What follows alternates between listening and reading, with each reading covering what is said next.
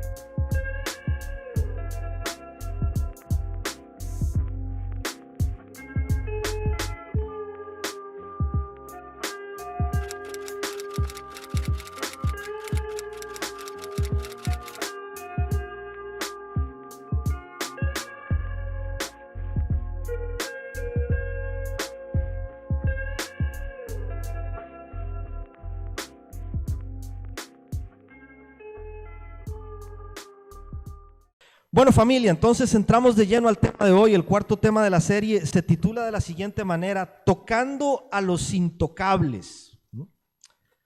Básicamente el tema de hoy tiene que ver con la forma en la que nosotros reaccionamos o la forma en la que nosotros nos acercamos a otras personas que están sufriendo alrededor nuestro, ¿sí? Nosotros vivimos, estamos inmersos, sumergidos allí en una sociedad, en una cultura que es altamente egoísta, es una sociedad altamente narcisista, egoísta. Todos estamos demasiado ocupados atendiendo nuestros propios asuntos, que muchas veces, a veces de manera inconsciente, otras veces de una forma más consciente, somos incapaces de detenernos un segundo en nuestro camino. Estamos tan agitados, tan acelerados en nuestras tareas, en nuestros proyectos, buscando conquistar nuestros sueños, nuestras metas, que somos incapaces de detenernos un segundo para mirar a nuestro alrededor y ser respuesta a la necesidad de otra persona, ¿sí? Y vemos personas sufriendo de una u otra manera, y es como que ya se ha convertido en parte de nuestro paisaje, ¿sí? Como salir de casa y vemos el árbol que siempre está allí. Nos da igual salir de casa y ver una persona que la está pasando mal, que está sufriendo, que está experimentando dolor.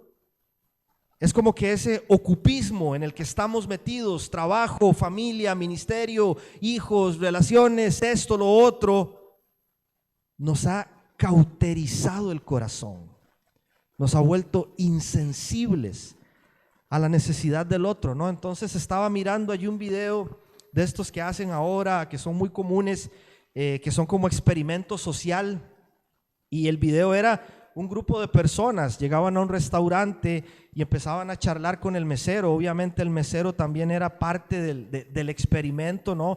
El mesero era extranjero, tenía un acento diferente a las personas que llegaron a comer al restaurante, y de repente empezaron a insultarlo, ¿sí? Pero empezaron a tratar súper mal a esta persona, a ofenderlo, a humillarlo, a menospreciarlo porque se había equivocado en alguna de las exigencias de estas personas. Era impresionante ver la capacidad de los que estaban allí para seguir comiendo tranquilos. Es como, eso no es conmigo, ¿sí? No importa lo que le estén diciendo a esta persona, cómo se sienta, lo que esté pasando, cuál es su historia, cuál es su vida.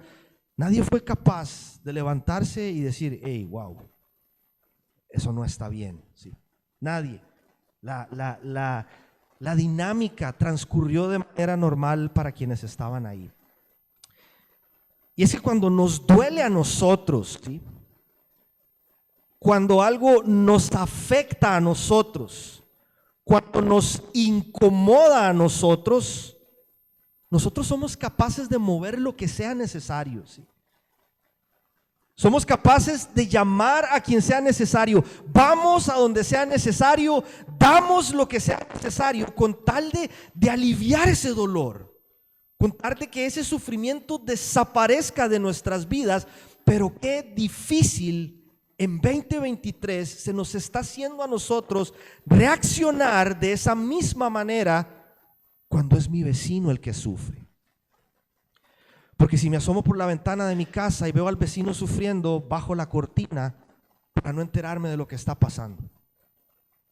Prefiero no escuchar nada, prefiero no oír nada para decir, este asunto no es conmigo. Que vea a ver cómo se las arregla, que vea a ver de qué manera lo soluciona. Y lo más lamentable de todo es cuando no hacemos nada porque pensamos esto. Nosotros pensamos, porque estás pecando de esa forma, te mereces el sufrimiento que estás atravesando. ¿Sí? Nos volvemos duros de corazón. Como si Dios no nos tratara a nosotros con misericordia y compasión cada vez que fallamos, cada vez que pecamos, porque si por alguna razón se nos olvida, nosotros no somos perfectos. Seguimos errándole todos los días. Seguimos fallando todos los días y allí está nuestro Señor mostrando gracia y misericordia por cada uno de nosotros. Entonces este es Jesús, es prácticamente el inicio de su ministerio, ¿sí? Su misión en la tierra arrancó a full. Jesús está yendo para adelante con todo, su agenda está apretada, iba de un lugar a otro, está llamando a los primeros discípulos, sanando vidas, está enseñando, está transformando vidas. Y lo que pasa de repente es que un leproso, que en aquel momento eran considerados gente impura, eran la escoria de la sociedad, nadie podía acercarse a los leprosos, ni siquiera a sus familias. Este hombre se le atraviesa en el camino a Jesús, clamando para que Jesús aliviara su dolor físico, que iba más allá, era un dolor emocional también lo que tenía este hombre, ¿sí? Esto es lo que ocurre, Marcos capítulo 1, versículos 40 al 42. Recordemos que el evangelio de Marcos es un evangelio que procura mostrarnos a Jesús en acción, a Jesús haciendo, a Jesús sanando. Es el ministerio de Jesús en acción. Dice el versículo 40, un hombre que tenía una enfermedad en su piel se acercó y de rodillas suplicó, si quieres, puedes limpiarme.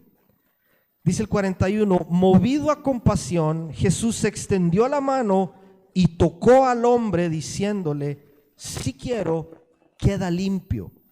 Al instante se le quedó la enfermedad y quedó sano. Mi oración en esta noche es que Dios nos ayude a ser personas que se atreven a tocar a aquellos que nadie más quiere tocar. Personas a las que nosotros, la iglesia, no hemos hecho otra cosa más que decirles, esto es lo que te mereces por pecador. Sí. Gracias, bro. ¿No se escucha? Ok, perfecto, gracias, bro. Eso sí, personas a las que nosotros no hemos hecho más que decirles, es lo que te mereces. Como si Dios nos hubiese pagado a nosotros de acuerdo a lo que verdaderamente merecíamos. Así que vamos a orar, vamos a ponernos en manos de Dios y vamos a pedirle a Él que nos ayude en lo que nos resta de esta jornada. Bueno, te damos gracias, Señor, por una noche más en tu casa, compartiendo en familia, Señor, adorándote y dándote gracias por tu fidelidad, Dios, porque tus misericordias son nuevas cada mañana, Padre. Gracias por nuestro Señor Jesucristo, porque es por su sacrificio y gracias a Él, a través de Él, que podemos tener esta comunión contigo, Señor, que podemos encontrarnos en un lugar como este y adorarte con libertad y acercarnos a tu palabra y exponernos a ella y ser transformados por ella, Señor. Que hoy tu palabra, Señor, cumpla el propósito por el cual entra a nuestra mente, por el cual llega a nuestro corazón, Señor. y que podamos salir de este lugar renovados, Señor, de una manera diferente, siendo más sensibles al sufrimiento de otros, Señor. Que por un momento podamos ponerle pausa a nuestra actividad diaria, Señor, para poder también ser respuesta a quien quizá hoy no la está pasando tan bien, Señor. Oramos estas cosas, Padre bueno, en el nombre glorioso de nuestro Salvador Jesucristo. Amén y amén. Entonces, cuando nosotros hablamos de compasión, que es el tema principal del mensaje de hoy, yo quiero mencionar lo siguiente, porque esta es la forma en que lo vamos a abordar. Compasión no siempre es un asunto de justicia social, ¿sí? En el sentido, o sea, cuando menciono esto me refiero a que cuando hablamos de compasión no siempre tiene que ver con desarrollar algún proyecto o algún ministerio social para atender las necesidades de los más vulnerables. No siempre tiene que ver con esto, y es por alguna razón, siempre que nosotros en la iglesia abordamos el tema de la compasión, le damos un enfoque social pensando que un par de platos de comida y un par de mudas de ropa a alguien que está allá afuera, eso nos convierte en personas muy compasivas. Y yo no estoy diciendo que esto no esté bien, que esto sea malo. Esto verdaderamente es una forma válida de mostrar compasión. Es algo a lo que nosotros estamos llamados y es algo que en efecto Dios espera que nosotros hagamos. Solo que, ojo, y esto es lo importante, porque a partir de aquí quiero que nos enfoquemos en el mensaje de hoy. Muchas veces quienes más necesitan ser tocados por Cristo a través de nosotros no están en un cartón en la calle, están en nuestras familias, están en nuestras iglesias, están en nuestros círculos más cercanos de amigos. Esas personas que necesitan el toque de Cristo son el hijo que fue abusado, el padre que es alcohólico, el hermano que tiene una adicción fuerte a las drogas. Gracias, Educito. La madre que abandonó a su familia, la hija que fue rechazada por su madre, el primo que lucha con la depresión, el tío que lucha con su sexualidad. Son esas personas que necesitan el toque de Cristo en sus vidas, pero que por su condición nosotros mismos, la iglesia, la sociedad, los hemos aislado como si fuera un leproso en los tiempos de Jesús. Y Dios nos cruza hoy en sus caminos para que, al igual que como hizo Él con este leproso, nos acerquemos, lo toquemos y aliviemos su dolor, ¿sí? La pregunta para nosotros es: ¿habrá alguien así en nuestros círculos cercanos? Yo no tengo que pensar mucho. Me hacía esta pregunta a mí mismo y ya puedo ver 3 o 4 en mi familia en Costa Rica, personas que estoy conociendo acá, que yo digo: wow, Señor, wow. ¿Habrá alguna persona así que Dios nos esté cruzando en nuestro camino para darle un toque de amor, de gracia, de compasión, y que puedan experimentar el abrazo de Jesús de la misma forma en la que lo hemos experimentado nosotros? Ahora, solo como para justificar esto de manera breve, porque estamos todavía en la serie de Reforma Radical, porque estamos hablando de esto dentro de esta serie. Y es porque si por algo se caracterizaron estos movimientos más radicales de la Reforma Protestante, fue precisamente por su capacidad para reaccionar al dolor de los grupos más vulnerables de la sociedad en aquel tiempo: los pobres, las viudas, los extranjeros, las mujeres, los campesinos, ¿sí? Ellos querían realmente seguir el ejemplo de la iglesia primitiva, lo que se nos describe allí en el libro de Hechos, y las comunidades de fe que empezaron a formar estos movimientos hace 500 años no eran para unos cuantos iluminados de la época, sino que eran para todas las personas, principalmente para quienes se sentían marginados por la iglesia y marginados por la sociedad. Entonces, uno de los líderes de este movimiento, Menno Simons, que fue uno de los principales líderes del movimiento anabaptista, él estaba molesto Él estaba enojado por la insensibilidad de la iglesia hacia el dolor humano, y él dijo una vez lo siguiente. Él escribió: los verdaderos cristianos tienen piedad de las necesidades de los santos, reciben a los desdichados, llevan al extranjero a sus casas, confortan a los tristes, dan al necesitado, visten al desnudo, comparten pan con el hambriento, no dan vuelta su cara a un pobre, ni miran sus miembros y carne decrépita. Esa es la clase de hermandad que nosotros predicamos. Y nuevamente, ¿cuántas personas habrá en nuestros círculos cercanos a la que nosotros le hemos estado volviendo el rostro por mucho tiempo, diciendo: tu sufrimiento no me importa, no es asunto mío? A veces te lo has ganado, te lo has buscado, es las consecuencias de sus actos. Probablemente sí, pero ¿cuántas veces nosotros no hemos sido abrazados por alguien que no es más que el amor de Cristo en nuestras vidas, cuando hemos estado viviendo las consecuencias de nuestras propias malas decisiones? Y ahí ha estado Él, sosteniéndonos, fortaleciéndonos, ayudándonos, brindándonos una mano, proveyendo sustento, abriendo puertas, cerrando otras. Y nosotros simplemente a veces decimos: no me importa, no es a mí al que me duele. Mira a ver cómo solucionas tu problema. ¿Sí? ¿Cómo estamos reaccionando nosotros a la necesidad del pobre? Pero ojo con esto, no del pobre materialmente, sino con el pobre de espíritu, que todavía es incapaz de reconocer su bancarrota espiritual. ¿De qué manera estamos reaccionando nosotros?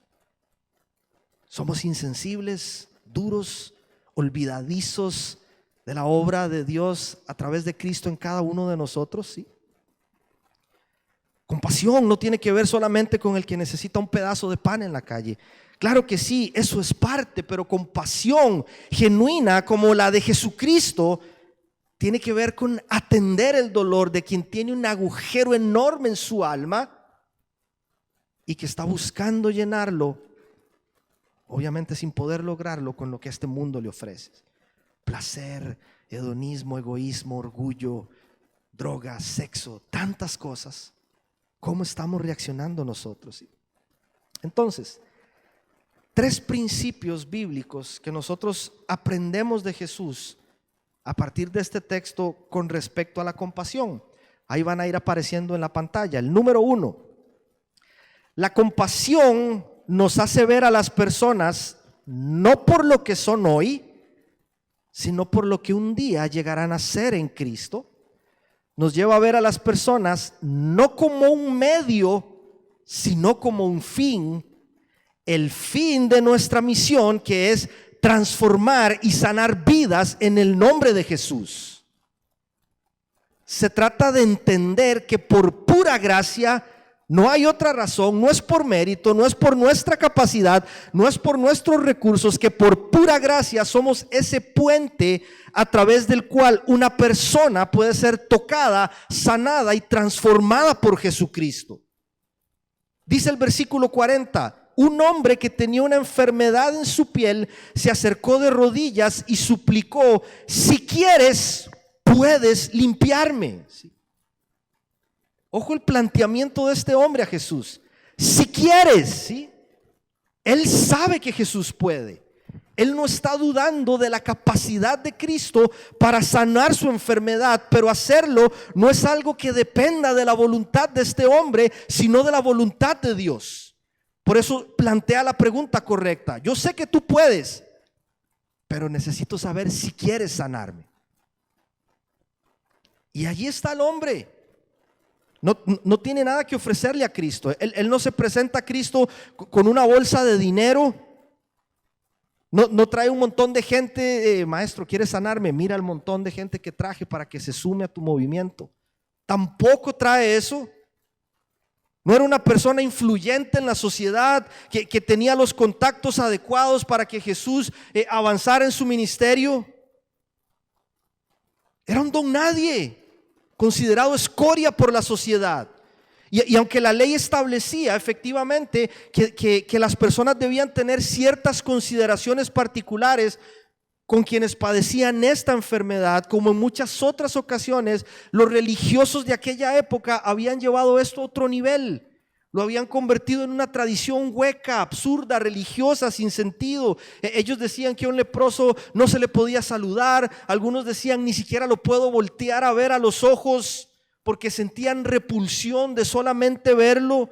Vivían aislados de todos, no tenían vida social ni espiritual, no podían ir a una sinagoga, no podían ir a un templo, no podían estar con sus familias. Y cuando alguien se acercaba a ellos, el leproso debía gritar impuro, para que la gente se hiciera a un lado y no cruzarse con ellos en el camino, ¿sí? Y muchos pensaban que esa enfermedad era realmente el castigo de Dios sobre estas personas por algún pecado que quizá habían cometido, ¿sí? Jesús no solo se acerca, Jesús no solo lo mira a los ojos, sino que puso su mano sobre él. En ese momento quedó sano, por supuesto que sí, pero se atrevió a tocar al intocable. Ese es el título del mensaje de hoy, ¿sí? Ese era el objeto de su misión en la tierra. Para eso lo envió el Padre a este mundo, para cargar sobre sus hombros con el pecado de la humanidad, para sanar al enfermo, ¿sí? Esto es en Marcos 2, versículo 17. Jesús está comiendo con Mateo, ¿sí?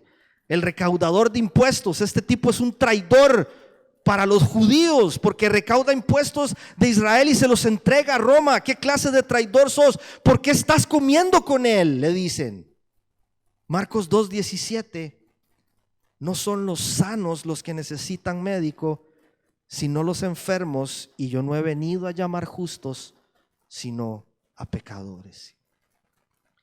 Hay alguien en nuestra vida hoy que Dios está cruzando, que nos estamos haciendo de la vista gorda, y Dios lo ha puesto allí para que lo abracemos y para que a través nuestro pueda experimentar su gracia sanadora y transformadora, ¿sí? Y esta forma de ser compasiva de Jesús es muy aleccionadora para nosotros, y en este tiempo más que nunca, porque esta cultura hedonista, egoísta, narcisista en la que vivimos, ¿sabe qué? Nos enseña a ver a las personas como un medio para alcanzar nuestros fines. Nos enseña a ver a las personas como medios para conquistar lo que yo quiero, como escalones para llegar a la cima. Entonces, si alguien tiene algo que a mí me sirve para llegar a donde yo quiero llegar, entonces yo vuelvo a ver a esa persona. Y ahí sí estoy a disposición. Claro, dispones de mi tiempo, de mis recursos, de mis capacidades. Pero cuando alguien no tiene nada para ofrecerme, y quizá nosotros hasta lo pensamos como un problema para mi vida, una carga para nuestra vida, entonces nos damos vuelta, ¿sí? Jesús vino por quienes no teníamos absolutamente nada para ofrecerle. Nuestra vida nada más, que en la mayoría de casos estaba rota, despedazada, destruida por completo, quebrantada. Él vino por nosotros, ¿sí? ¿Cómo nos lleva esto a nosotros a reaccionar con quienes están en una situación difícil hoy, ¿sí? Entonces, para ilustrar un poco este punto mejor, quisiera mencionar este matrimonio. Allí va a aparecer su foto en la pantalla. Ellos son el doctor Paul Brandt y la doctora Margaret Brandt, su esposa. Él falleció en el año 2003. Había leído de ellos hace algún tiempo atrás y recientemente volví a encontrarme con una porción de su biografía que realmente me desafía muchísimo. Paul Brandt fue hijo de misioneros. Sus papás de nacionalidad, ellos eran ingleses, se fueron muy jóvenes a hacer misiones a la India. Allí nació Paul en la India y desde muy joven lo enviaron de vuelta a Inglaterra a estudiar. En Inglaterra Paul conoce a su esposa Margaret y ambos se formaron en medicina. Se graduaron como cirujanos exitosos, ¿sí? Después de un tiempo, en el 46 más o menos, ellos regresan de nuevo a la India como misioneros a trabajar en un hospital. Y en una visita que hicieron a la sección de este hospital donde estaban las personas con lepra, los Brand entendieron a qué los había llamado el Señor. ¿Sí? Los Brand entendieron para qué los había estado preparando Dios todo este tiempo que estuvieron formándose fuera de la India. Y entonces ellos comprendieron que todo su conocimiento, que toda su experiencia, que todas sus habilidades como cirujanos no eran solamente para formarse un nombre, para hacer carrera exitosa y reconocidos, sino que entendieron que Dios los había capacitado, que Dios los había preparado para aliviar a los que sufrían, principalmente enfermos de lepra. Entonces en la India fundaron un centro de rehabilitación para pacientes con lepra, pero en el 66, 20 años después, se mudaron a Estados Unidos. Ellos viajaron a Estados Unidos para trabajar en la sección de rehabilitación del Centro Nacional de Lepra allá en Luisiana. Se quedaron por allí el resto de sus vidas en Estados Unidos trabajando. Ellos se dedicaban a desarrollar técnicas que trasplantaban tendones en las manos principalmente de las personas con lepra. De esta forma les ayudaban a recuperar la movilidad que muchos habían perdido debido a la enfermedad, ¿no? Entonces ellos estaban allí en esto, pero había algo particular en su historia, que para poder aliviar el dolor de estas personas, que no era solamente un dolor físico, los Brand tuvieron que enfrascarse en relaciones profundas con sus pacientes. Ellos querían conocerlos realmente. Eran personas que no tenían nada que ofrecerles a ellos. Algunos no compartían su fe, pero este matrimonio, movidos por compasión, querían ayudarles a aliviar su dolor. Y hay una historia tan particular que a mí realmente me desafía. Tocó mi corazón cuando la leí. Cuenta su biografía, ¿no? Que estando ellos ahí en el hospital, había una capilla dentro del hospital, principalmente en la sección donde atendían los leprosos, y ahí se congregaban semanalmente con algunos de sus pacientes.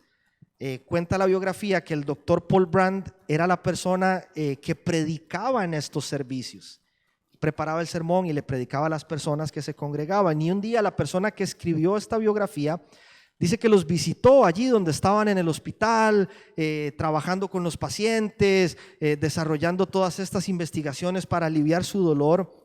Entonces dice que él se quedó con los doctores Brand por una temporada, y que llegó la noche del culto de oración. Había una reunión de oración ese día en la capilla del hospital, y que Margaret le dice a este hombre, al autor, le dice: acompáñanos al servicio.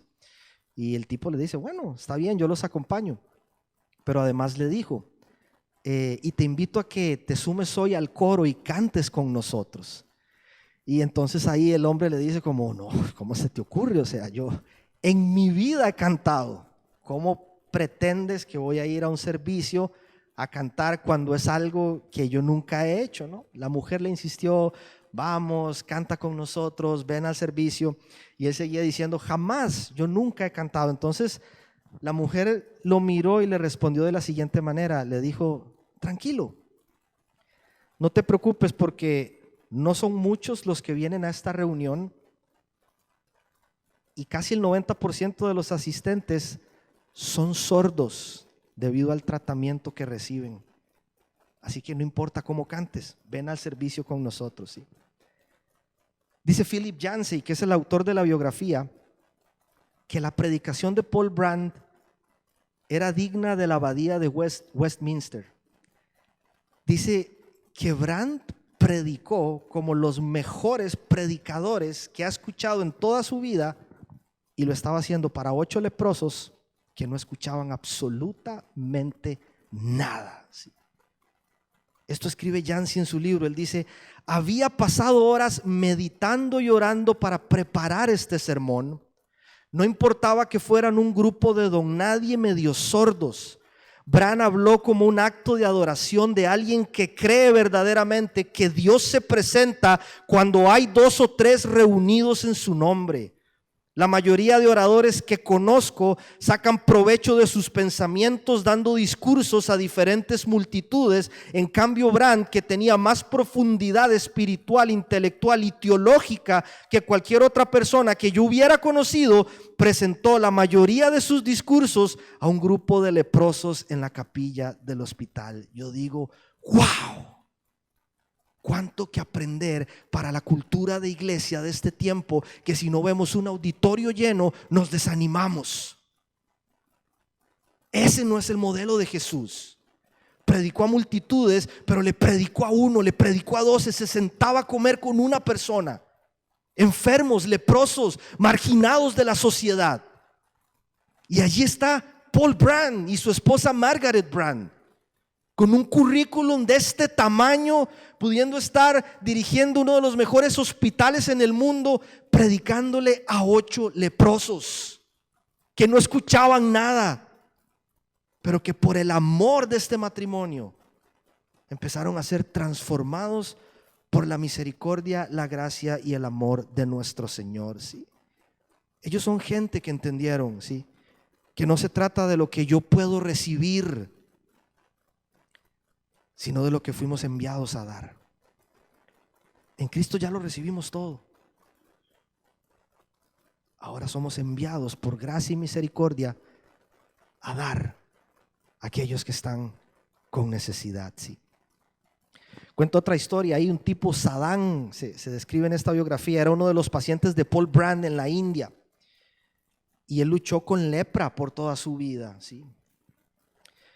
Cuenta Sadán que él tuvo que presenciar, esto fue durísimo, tuvo que presenciar la boda de su hija, imagínate. Desde un auto a cierta cantidad de metros de lejos, no pudo abrazar a su hija el día que se casó por su enfermedad, ¿sí? Pero encontró en los Brandt una familia, ahí encontró refugio, encontró amor. Sadán escribe esto, él dice, debo decir que ahora estoy feliz por haber tenido esta enfermedad. Imagínate esto, ¿sí? Estoy feliz por haber tenido esta enfermedad, porque sin la lepra habría sido un hombre normal, persiguiendo riquezas y alguna posición más elevada en la sociedad. Jamás habría conocido gente tan maravillosa como los doctores Paul y Margaret.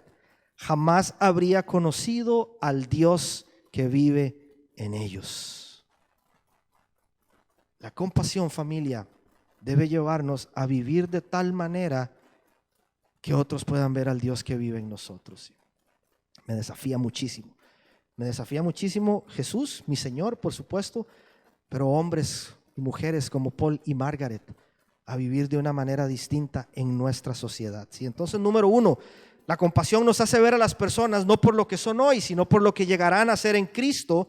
Pero número 2, la compasión nos impulsa a cruzar la línea entre lo que se puede hacer y lo que se debe hacer. Sí. Son conceptos muy distintos. Yo he mencionado esto en otra oportunidad. Quiero que pensemos en esto. Que yo tenga los recursos, que yo tenga las influencias, que yo tenga quizá la capacidad o la oportunidad de hacer algo, no necesariamente significa que yo debo hacerlo. Por eso es que nosotros en toda circunstancia debemos movernos en obediencia a Dios, a lo que dice su palabra, y no basados en lo que nosotros consideramos que podría ser mejor. ¿Sí? A veces tentaciones se disfrazan de oportunidad. Y yo tengo que estar muy alerta para saber decir, puedo hacerlo. ¿Quién me lo impide? Capaz que no hay nadie ni siquiera que me vea, pero no es lo que debo hacer. Y en la vida ocurre lo mismo muchas veces. ¿Sí? Vimos el ejemplo de esta gente, de los Brandt, ¿sí? Pudieron haber sido unos reconocidos médicos, podrían haber sido, tuvieron ofrecimientos para hacerlo, pero él no hizo lo que podía, él hizo lo que debía hacer. Invertir su vida en un grupo de leprosos, ¿sí? En cambio, cuando nosotros hablamos de lo que yo debo hacer, significa dos cosas. Hacer lo que debemos hacer significa que alguien me va a decir por qué no puedo hacerlo. Porque mi capacidad es limitada, porque las circunstancias son complejas, porque no cumplo con los requisitos necesarios, porque no hay recursos suficientes, porque la sociedad me dice que eso no está bien, porque la religiosidad establece que se debe hacer de otra manera. Y cuando hablamos también de lo que uno debe hacer, casi siempre significa que vamos a tener que renunciar a algo, a nuestra comodidad, a nuestra reputación, a nuestro orgullo, a veces incluso a sueños egoístas. Y para hacer lo que yo debo hacer, necesito renunciar a algo, ¿sí?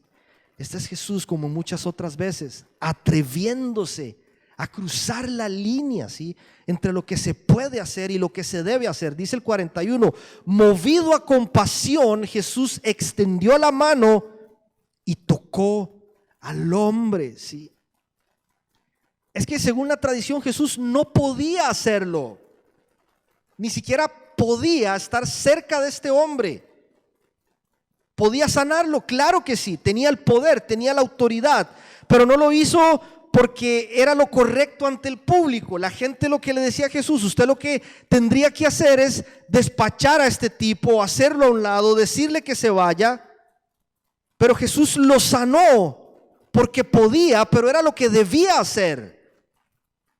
Esa era su misión en la tierra. El hombre tuvo fe en él. Y a Jesús no le importó saltar algunas cuantas reglas para aliviar el dolor de alguien que estaba sufriendo, ¿sí? Y a eso estamos llamados nosotros, ¿sí? Hoy en día la iglesia también ha dibujado algunas reglas un tanto absurdas que nos dicen, no puedes hacerlo.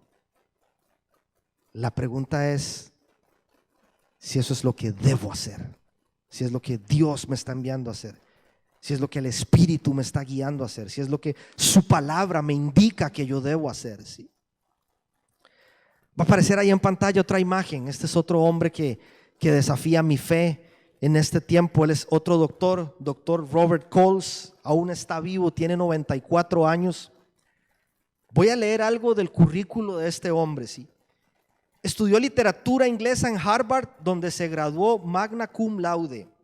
Estudió medicina en la Facultad de Médicos y Cirujanos de la Universidad de Columbia.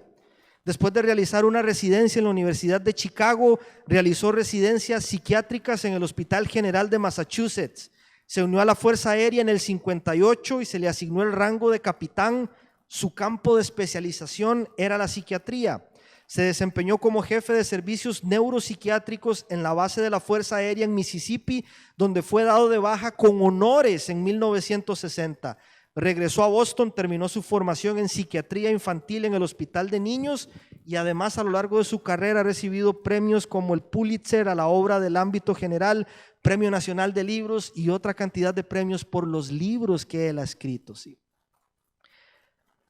Lo menciono porque este académico se atrevió a cruzar todas las fronteras necesarias con tal de ayudar a sus pacientes, que en su mayoría eran niños, ¿sí? Robert Coles se involucró con migrantes y con personas de color allá en Estados Unidos en una época en donde los blancos y los negros no podían estar juntos. Él cruzó esas fronteras y se acercó a personas que necesitaban su ayuda sin importarle que la sociedad le dijera, usted no puede. Él entendió que era lo que debía hacer, que era lo que Dios le estaba impulsando a hacer, aun si eso le significaba arriesgar su vida. Puso en riesgo su reputación como profesional, pero él dijo, esto es a lo que Dios me está llamando a hacer, y él dio un paso al frente, ¿sí? Y para ganarse la confianza de algunas de las familias que él ayudó, muchos de ellos migrantes, personas que decían, ¿cómo es que alguien como él quiere ayudar a alguien como nosotros? Aquí hay algo extraño, decía la gente. Y él dijo, yo me tengo que ganar la confianza de estas personas, porque realmente yo quiero ayudarles. Realmente yo quiero sanar a estas personas. Entonces, ¿qué hizo Coles? Cambió radicalmente su estilo de vida. para poder conocer a estas familias. Y este es un extracto del libro que describe la actitud de Coles para acercarse a aquellos que él quería tocar. Él renunció a todo esto que lo describe como profesional, como académico, y por varios meses, casi años, dice, durante los siguientes meses Coles prestó servicios como conserje, barrió pisos, pasó la aspiradora, sacó el polvo, lavó platos, limpió el baño. Mientras hacía ese trabajo, se dio cuenta de que la mitad de los padres que conocía hacían un trabajo similar como medio de vida. En el proceso se ganó el respeto y la confianza de los estudiantes, escuchó sus historias y se unió a sus movimientos. Hasta pasó algún tiempo en cárcel cuando bombardearon la Casa de la Libertad del Comité Coordinador Estudiantil. Todo para escuchar a sus pacientes, conocer sus vidas, sus historias y poder ayudarles a aliviar el dolor de lo que estaban atravesando. ¿Sí?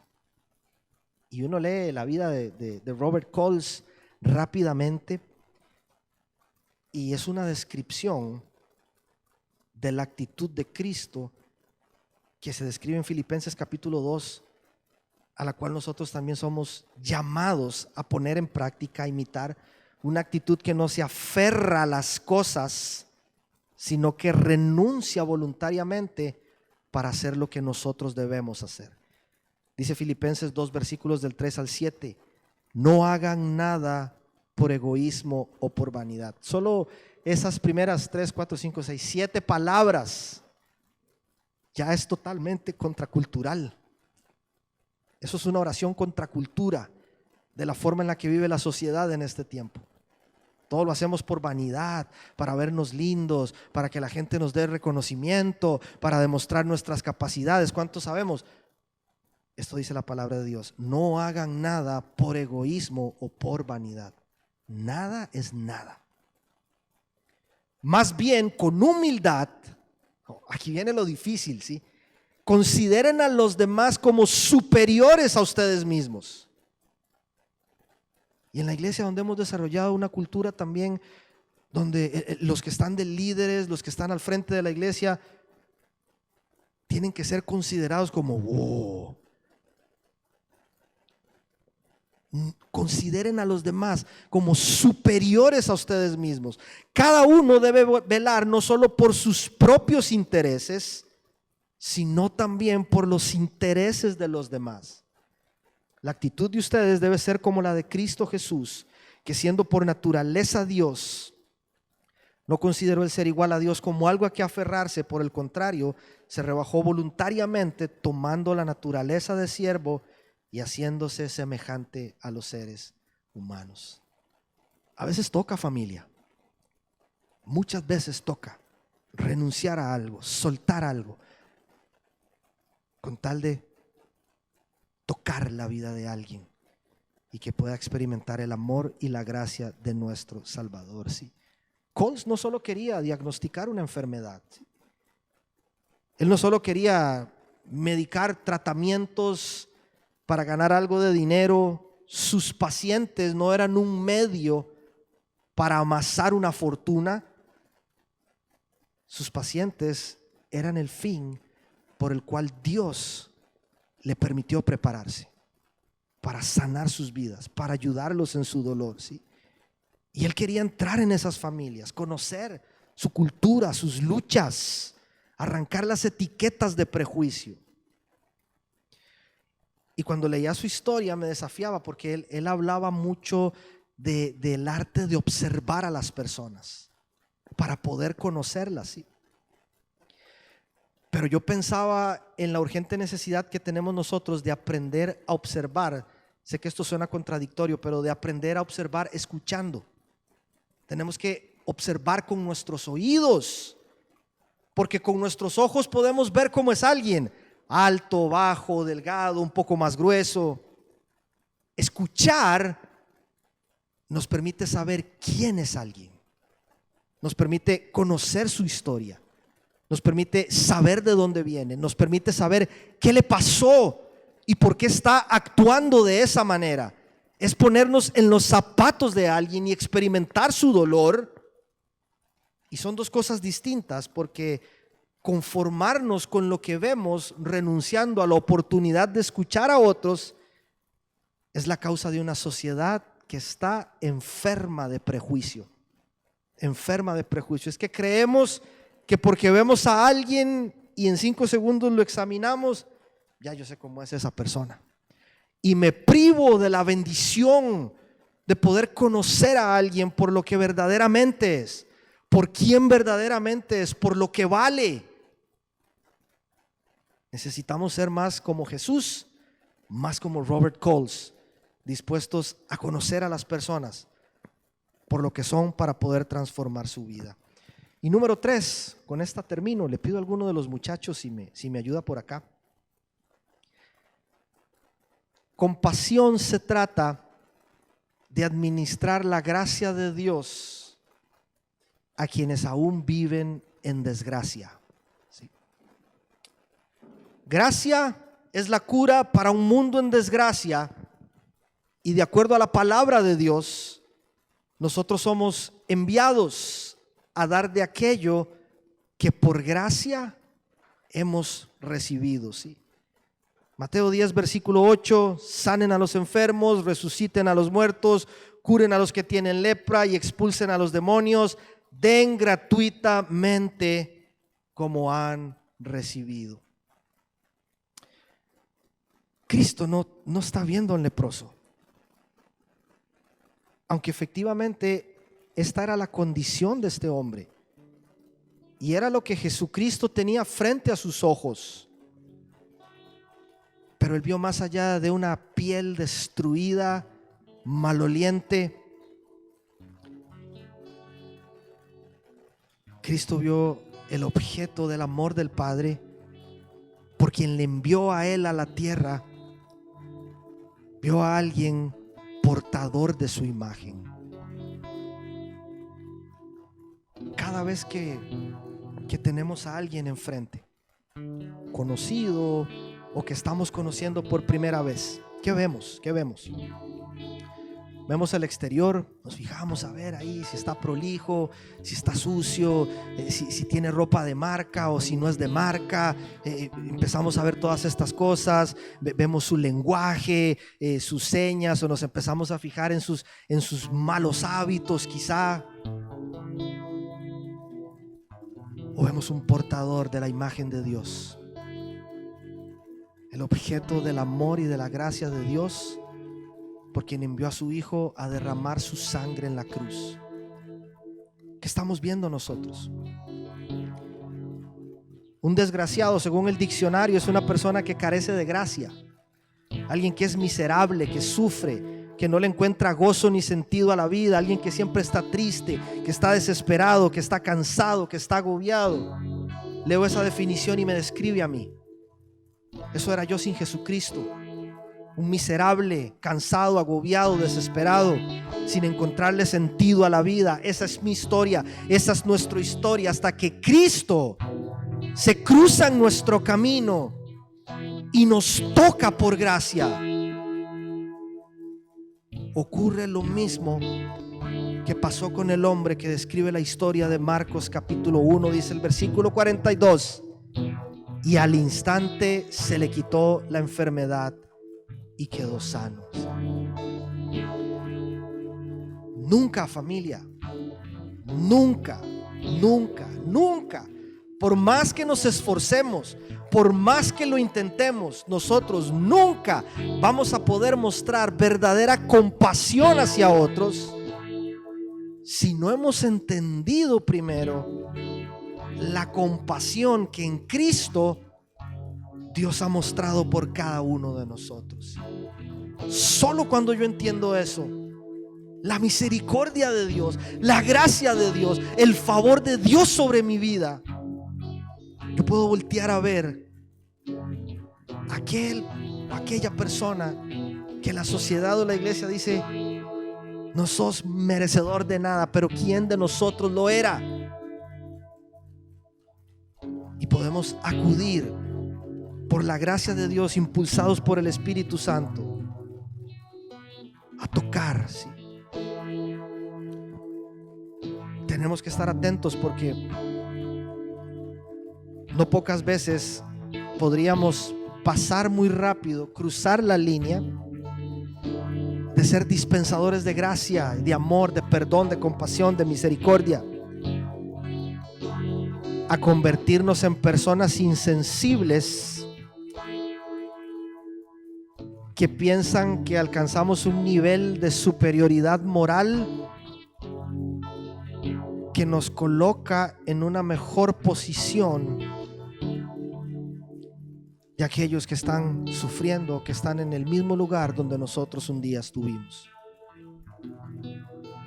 Esta es la parábola del siervo despiadado. Muchos de ustedes la han escuchado, leído. Como un hombre que después de haber recibido perdón del rey, se le perdonó la deuda, pero no actuó de la misma manera con un compañero que le debía dinero y lo fue a presionar para que le pagara. El rey lo mandó a llamar y le dijo en el versículo 33: ¿no debías tú también haberte compadecido de tu compañero, así como yo me compadecí de ti?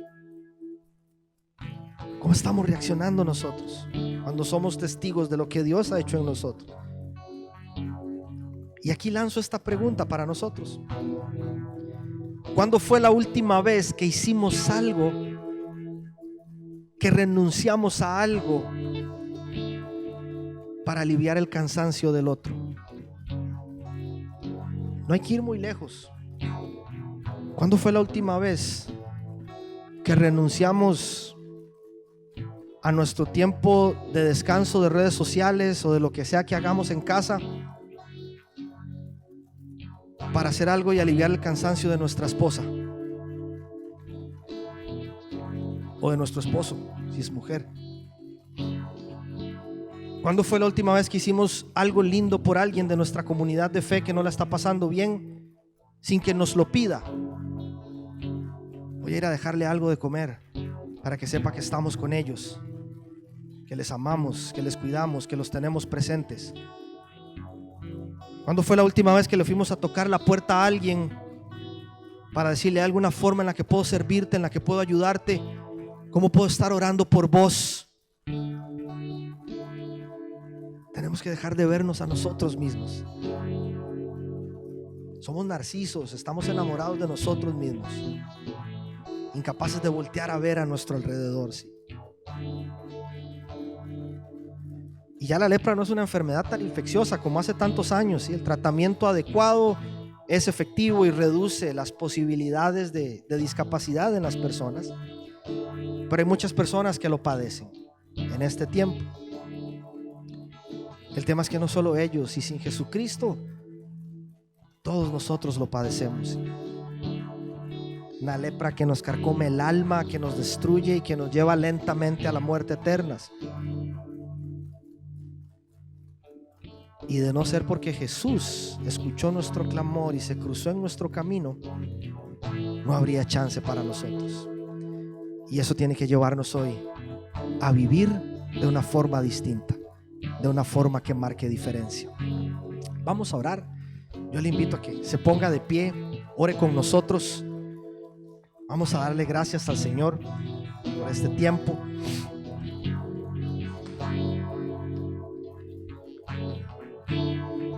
Quiero invitarle a que pueda abrazar a alguien.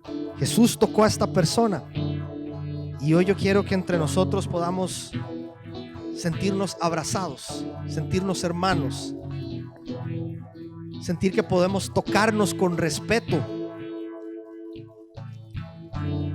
y mostrar el amor, la gracia y la misericordia del Señor por cada uno de nosotros. Gracias, Dios, porque nos tocaste a pesar de que también estábamos enfermos, Dios, de muchas cosas. Cada uno tiene su historia para contar.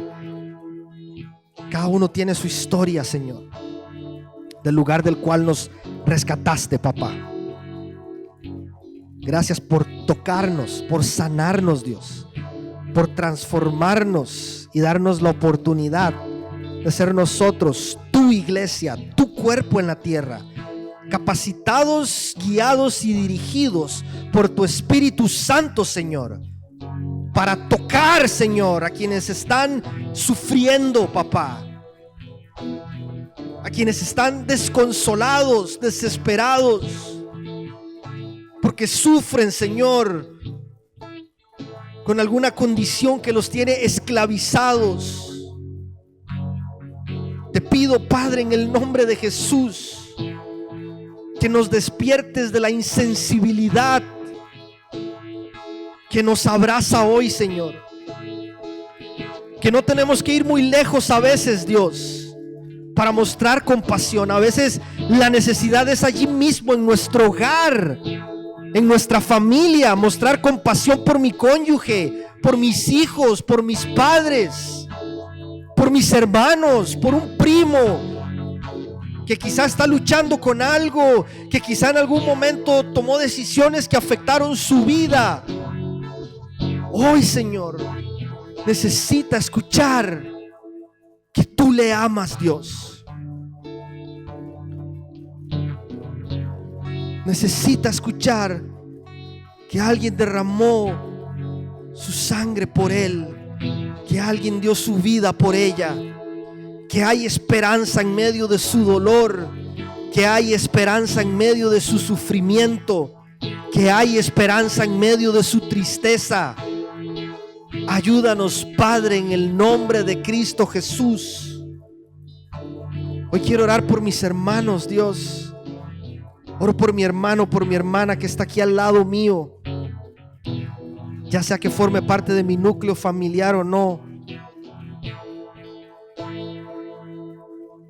Lo bendigo, Padre, la bendigo en el nombre de Jesús. Que tu gracia siga transformando nuestras vidas, Señor. Que tu poder siga restaurando nuestras vidas, nuestros hogares, nuestros matrimonios, nuestras relaciones, nuestras finanzas, nuestra salud física, nuestra salud emocional, nuestra salud espiritual. Te lo rogamos, Padre, en el nombre de Jesús. Pero te pido, Señor, que a partir de nuestra historia,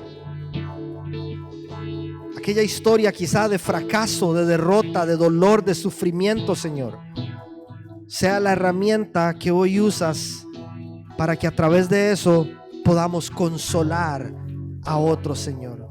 Porque de la misma manera en la que nos has consolado a nosotros, nos envías a consolar a quienes están sufriendo, papá.